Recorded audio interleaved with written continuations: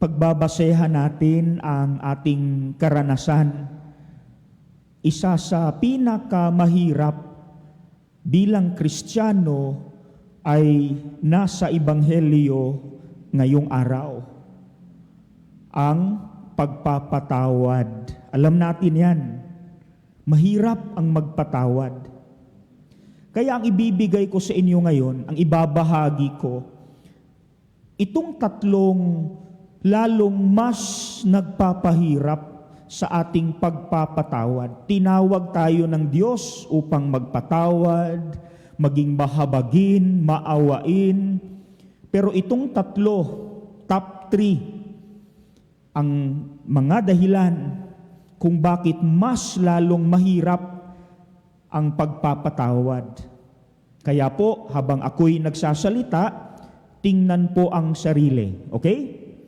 Ang una, ang pinaka-importante, bakit mahirap ang magpatawad ay dahil ang ginagamit kasi natin ay ang puso ng tao. Alam naman natin, limitado ang pusong ito. Hindi ito makapagpapatawad. Kaya usually, ang ending, pag may kaaway tayo, puot at galit, nasa loob pa rin. Mahirap ang magpatawad. Pag ang puso na ginagamit natin ay puso ng tao na limitado. Kaya, ano ang gagawin natin para mas maging madali ang pagpapatawad, ang pagiging maawain? Humingi tayo araw-araw sa puso ng Diyos na hindi limitado, walang katapusan, walang hanggang awa, hindi sumusuko. Hingin natin araw-araw, Panginoon, humihingi po ako sa biyaya ng pagpapatawad galing sa iyo.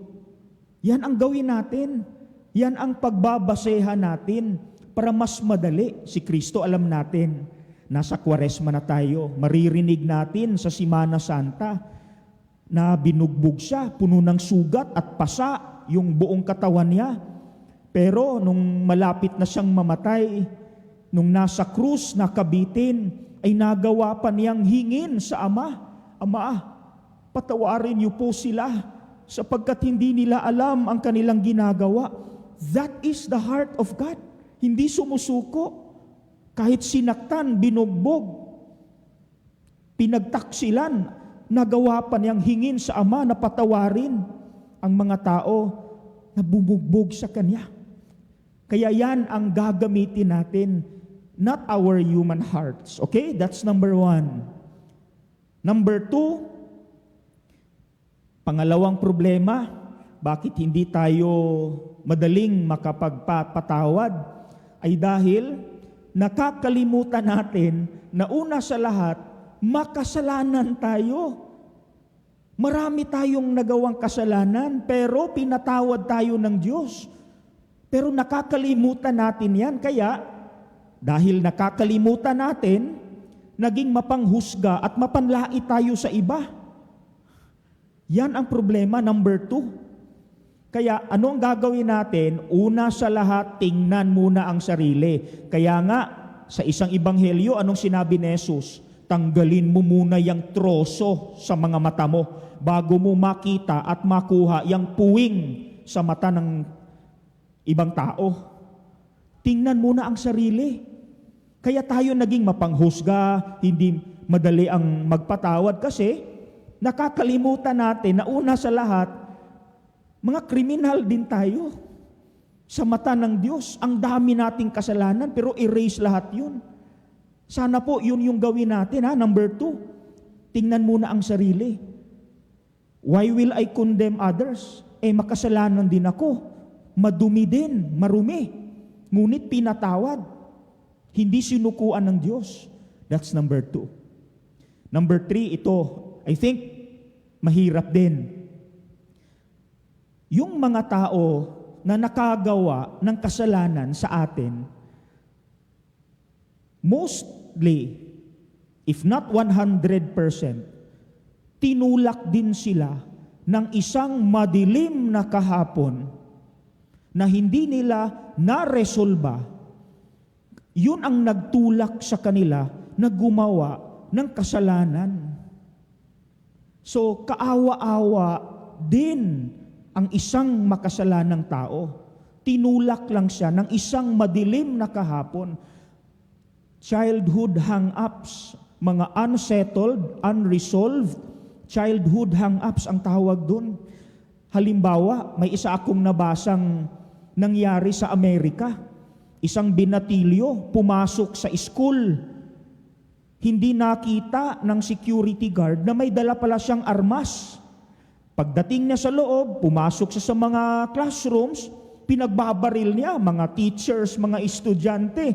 Maraming namatay, mga bata. Bago niya pinatay sarili niya. Nung binasa ko yung buhay nung binatilyo, doon ko na intindihan. Pinalaki pala siya sa isang bayolenteng pamamahay. Binubugbog ng ama, irresponsableng ina.